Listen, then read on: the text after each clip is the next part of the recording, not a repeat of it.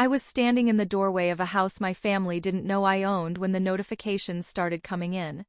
It was December 26th. The Pacific was flat and silver through the glass behind me, and Maya was asleep in the back bedroom in a sweatshirt she'd borrowed from my suitcase. My phone buzzed twice, then again, then in a pattern I recognized. Multiple callers, staggered, not coordinating but all arriving at the same conclusion at roughly the same time. I stepped across the threshold and set my bag down on the entryway bench. To the right of the doorframe at shoulder height, there is a small concrete tile, roughly 6 inches square, pale gray, with a handprint pressed into the center. I touched it on my way in. Then I walked to the kitchen. I set the phone face down on the kitchen counter. The house was quiet in the way that new spaces are quiet when you haven't filled them with sound yet.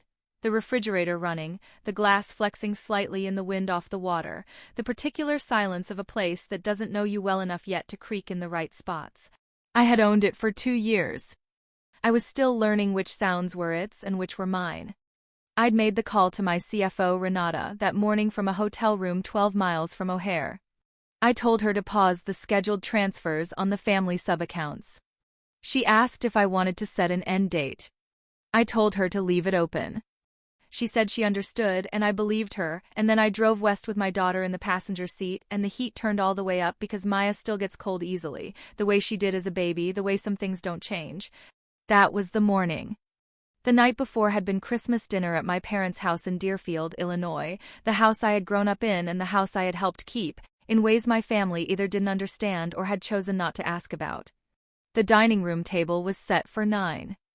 There was a centerpiece my mother had ordered from a catalog.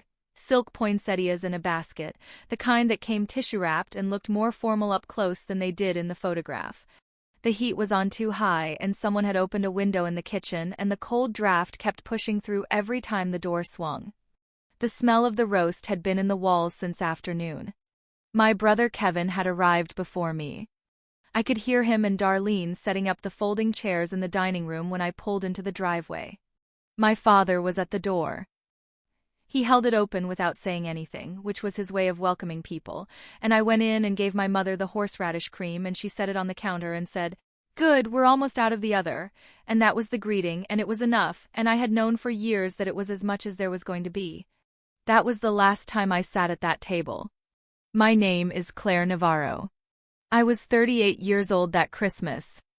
I am the founder and majority shareholder of BridgePath Systems, a logistics automation software company that I started in a 1-bedroom apartment in Waukegan, Illinois, when my daughter was 14 months old and my marriage had been over for 6 of them.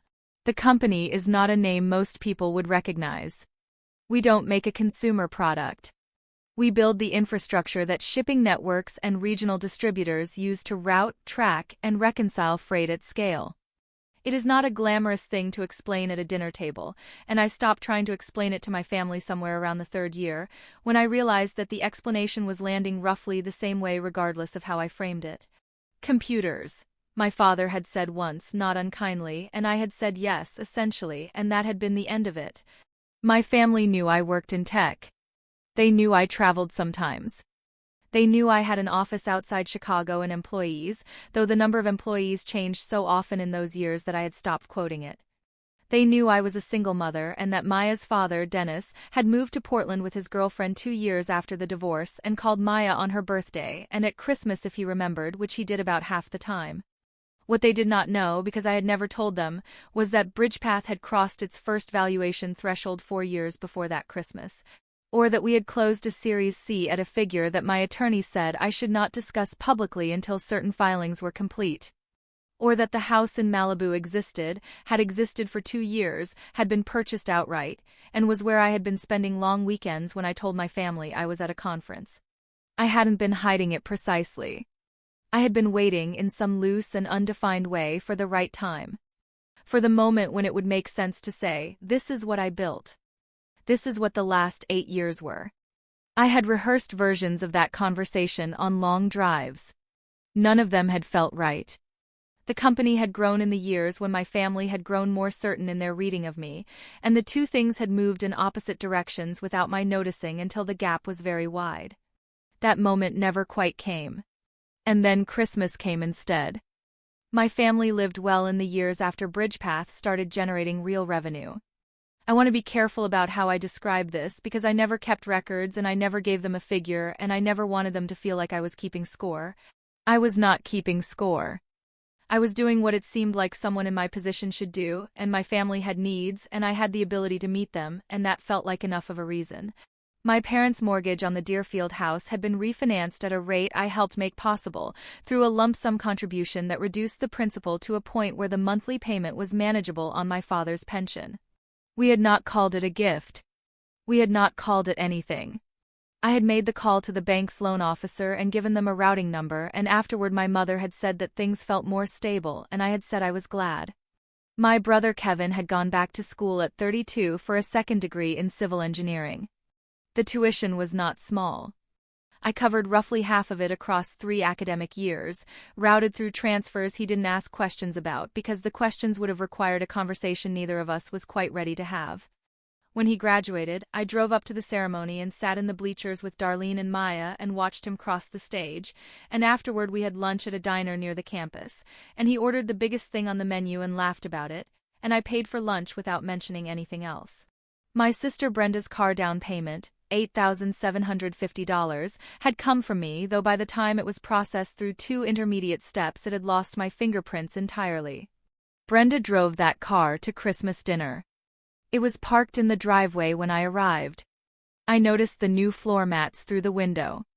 There were also the monthly transfers. Not large amounts individually, $2,340 total across the accounts, structured so that no single figure looked like a meaningful sum. My parents received the largest share. Kevin got a smaller portion that he told me helped with his daughter's after-school program. Brenda's piece covered her gym membership and what I understood to be a recurring credit card balance she didn't talk about directly, but that had caused real stress 2 winters before. None of them knew the transfers came from the same source. I had set them up through a payroll vendor Renata had used for contractor disbursements because the structure was already there and the administrative overhead was low. To them, if they looked at the line item at all, it appeared as a disbursement from a holding company name that meant nothing on its own. Maya knew. Or rather, Maya knew enough. She was 8 that Christmas, old enough to understand that her mother ran a company and that the company was important, not because I had explained the finances but because she had seen me work. She had fallen asleep on the office couch at Bridgepath headquarters more than once while I finished a call. She had met Renata and our head of engineering, James, and she had drawn a picture of the server room once that James had framed and hung above his desk. "What does your company make?" She had asked me once, on a Sunday morning in the kitchen in Deerfield. "It makes moving things easier," I said. She thought about that. "Like toys?" "Like everything," I said. She accepted this and went back to her cereal. She was the only one who ever asked. Christmas dinner started at 6. I arrived at 6:20 with Maya and a bottle of wine I had selected carefully and a container of the horseradish cream my mother likes, which I had driven 20 minutes out of the way to get from the specific deli she prefers. Maya had worn her good sweater. I had worn a wool coat that was still damp from the walk across the parking lot at the deli, and the cold had stayed in the fabric all evening. A thin, persistent chill along my arms that I kept noticing and then not noticing and then noticing again. Dinner itself was fine for the first hour. My father carved the roast. Kevin's wife, Darlene, had brought a green bean dish that everyone complimented. Maya sat between me and my mother and ate steadily and seriously, the way she approaches most meals, and I had 1 glass of wine and watched the table and felt something that was not quite belonging and not quite its opposite either. It was 6:47 p.m. when Brenda said it. She was talking to Darlene about something adjacent. School systems, I think, the relative merits of the Deerfield district versus the one in the suburb where Darlene and Kevin lived, and the conversation turned to stability, to what kind of environment was good for children, and Brenda turned toward me in a way that was almost incidental, almost as if she were continuing a thought she'd already been having, and she said, "Well, Maya doesn't exactly have the most stable situation. No father in the picture, and Claire bouncing around to conferences every other weekend." The table didn't go quiet. That was the thing. It absorbed the comment the way a room absorbs a draft, briefly, and then closed over it. Maya looked at her plate. I didn't say anything. It's just hard for children, Brenda said, which was not an explanation but functioned as one. My mother set down her fork. Claire has always done things her own way, she said, in a tone that was not a defense. We just hope Maya doesn't suffer for it. She doesn't suffer for anything, I said. No one said she does, my mother replied. We're just saying it's not the easiest life. Raising a child alone. No partnership. Running around with work all the time. I'm not running around, I said. You know what I mean. I did know what she meant. I had known what she meant for 8 years. Kevin was quiet. Darlene was looking at the green bean dish. My father cleared his throat. The point your mother is making, he said, is that a child needs consistency. You've always been very independent, Claire. We respect that. But independent and responsible aren't always the same thing. I've been responsible, I said. You've been busy, he said. There's a difference. Something went still in my chest. Not defensiveness, not the old familiar heat of that argument. Something more like a door closing on a room that had been cold for a long time and I had finally stopped trying to heat. Maya is doing beautifully, I said. Of course she is, my mother said. She's resilient. Children are resilient. They have to be, don't they? She said it to Darlene, not to me. Brenda reached for the bread. It's just that we worry, she said. You've always been a little ungrateful, honestly, for what you have. You had a good marriage with Dennis. A stable situation. And you walked away from it. I looked at her. I didn't walk away, I said. Well. She shrugged. Agree to disagree. The silence after that one lasted longer. Maya had put her fork down. I watched her study the tablecloth, the pattern on it, a thing she does when she is working something out internally and doesn't want anyone to notice. My father set down his napkin. His voice, when he spoke, had the quality it gets when he has decided something and is announcing it, not discussing it. Claire, he said, I think it would be better if you weren't here tonight. You're disrupting the evening. Take Maya and go. I looked at him across the table. All right, I said. I stood up. I picked up Maya's coat from the back of her chair and held it out to her. She put it on without being asked. I put on my own coat, still cold in the lining, still carrying the damp from the deli parking lot. I picked up my bag. Thank you for dinner, I said to my mother. She didn't answer. I walked out with my daughter. The front door closed behind us and the cold outside was clean and specific, nothing like the draft at the table. Maya took my hand when we got to the car. I started the engine and let it run. Are we going to a hotel? She asked. Yes, I said. Okay, she said. She leaned her head against the window and we sat there a moment in the driveway, engine idling, before I pulled out onto the street. That night, I went through the routine I always go through in hotels. I hung Maya's coat. I set her small bag on the luggage rack. I turned the thermostat to 68 degrees. I plugged in her nightlight, which I carry in my laptop bag and have carried in my laptop bag for 6 years. I laid out her toothbrush. She brushed her teeth. She got into bed. I tucked the blanket around her shoulders and she was asleep in 4 minutes the way she always is, a capacity I have always admired in her. I sat at the desk by the window. I opened my laptop. I read the overnight reports from the team. I sent 2 short emails. I closed the laptop. I called Renata at 8:14 a.m. the next morning. I showered. I packed. I woke Maya and ordered room service while she was in the shower. I ate half a piece of toast. I loaded the car. I called the property management contact at the Malibu house and told her we were coming. I got on the freeway heading toward O'Hare. Kevin called first. I let it go to voicemail and listened to it in the driveway of the Malibu house while Maya stood at the front door looking at the Pacific, which she had never seen from this close. Claire, I don't know what's going on with the account. Darlene says the transfer didn't post. Can you call me? I'm sure it's a bank thing, but it's kind of urgent, with Lily's program due at the end of the month. I saved the message. Brenda called 20 minutes later. I let that one go too. My mother called at noon. My father called at 2 p.m. I was at the kitchen table with Maya when he called back a second time, and she looked at me over her coloring book, and I looked at the phone and I picked it up. Dad, I said. Claire. His voice had a quality to it I hadn't heard in a long time, something stripped of its usual certainty. There seems to be a problem with some accounts. The transfers, your mother's account, we can't reach the bank.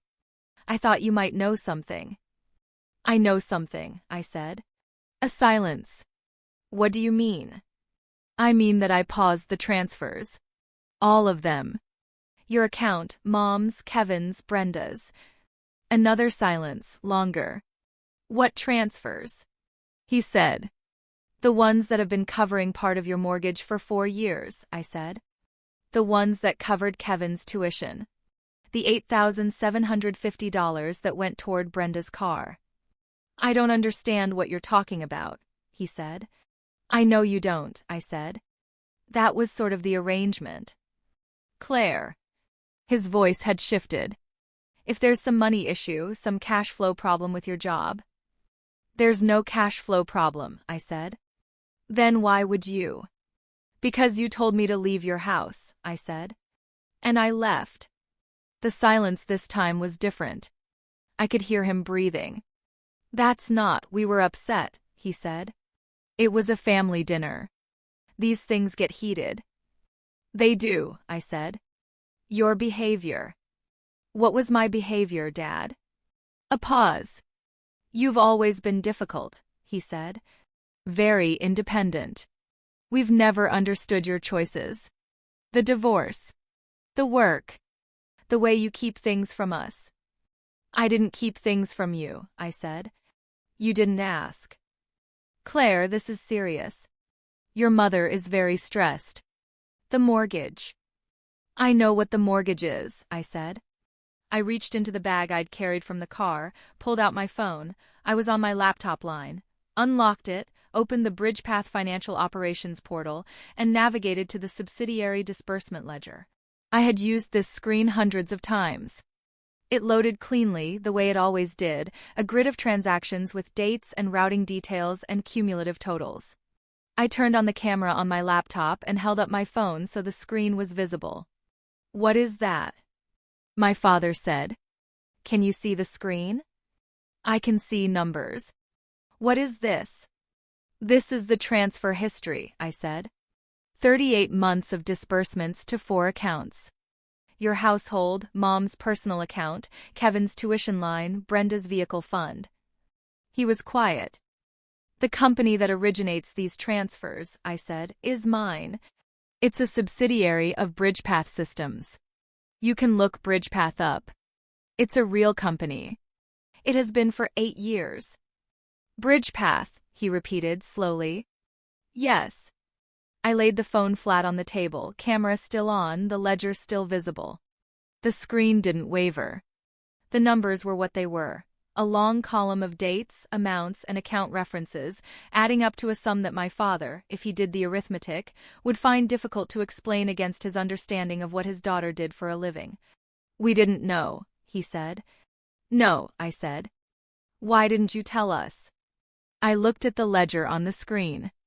At the total at the bottom of the column. You told me to get out of your house, I said. I've been paying for half of it for 4 years. He didn't answer that. I'm not making those transfers again, I said. Not right now. Not until I've had some time to think about what I want this to be. I'm not saying it's permanent. I'm saying it's paused. Claire. You told me I was ungrateful, I said. Brenda said I was ungrateful. I'd like you to think about what that word means in relation to this ledger. A long silence. The things your family said at that table were true of one of us, I said. I'll let you figure out which one. I didn't raise my voice. I didn't need to. The numbers on the screen were doing the only work that needed doing. I hope you and Mom are well, I said. Merry Christmas, Dad. I ended the call. Maya looked at me from across the table. She had put down her colored pencil. Are we okay? She asked. Yes, I said. Is Grandpa okay? I thought about how to answer that. He will be, I said. He just learned something new today. She picked up her pencil and went back to the coloring book. Outside, the Pacific moved the way it always does, indifferent to the specific weight of what just happened, going on as it was before. 6 months later, I was standing at the front door of the Malibu house on an ordinary Tuesday morning, the kind that starts with coffee and doesn't announce itself. Maya had already left for school. I had a call in 40 minutes with the product team about a new routing module we were testing in 3 regional markets. I reached out and touched the concrete tile mounted to the right of the door frame. It is roughly 6 inches square. Maya's handprint is pressed into the center of it, small and distinct, with her age and the year scratched into the lower right corner by me, the year the company crossed its first real milestone. I had fired it in the garage kiln of the Waukegan apartment that winter, with a borrowed towel press and a YouTube tutorial, and Maya's hand pressed flat and still for the 30 seconds it took to hold the impression. I had carried it with me to 4 different addresses over the years. It was the first thing I mounted in Malibu. Everyone who builds something from nothing has a version of this, the one object that holds the whole span of it. My father left a voicemail in April. He said that things had been difficult. He said my mother missed Maya. He said he was willing to have a conversation when I was ready, if I was ever ready, and that he supposed he understood things a little better now than he had at Christmas. He did not apologize for Christmas specifically, but the space where an apology would have gone was audible. He said he was proud of me in a way that sounded like it was the first time he had tried the sentence out loud and wasn't sure yet if it fit. I listened to the voicemail twice. I didn't call back. Not yet. Kevin and I had spoken twice in the 6 months. Real conversations, the kind we used to have before everything else got in the way. He asked about the company without flinching from the answer. He told me he'd looked Bridgepath up and spent 2 hours reading about it and felt, he said, like an idiot. I told him he wasn't. We left it there for now, which felt right. Brenda I hadn't spoken to. That one was going to take longer. The mortgage on my parents' house, I'd resumed a modified version of that transfer, smaller, routed differently. Not because I owed it. Because my mother is 71 and the house is the house she has lived in for 30 years, and some things you separate from the argument. My life, month by month, has gotten quieter. Not smaller. Quieter. There is a difference that I am still learning to name. Some things you carry for years without knowing that you're carrying them. You build the scaffolding so quietly that you forget you're the one holding it up. The moment you set it down, the whole structure makes a sound, and you find out, finally, who understood what the weight had been. I ran my thumb along the edge of the tile.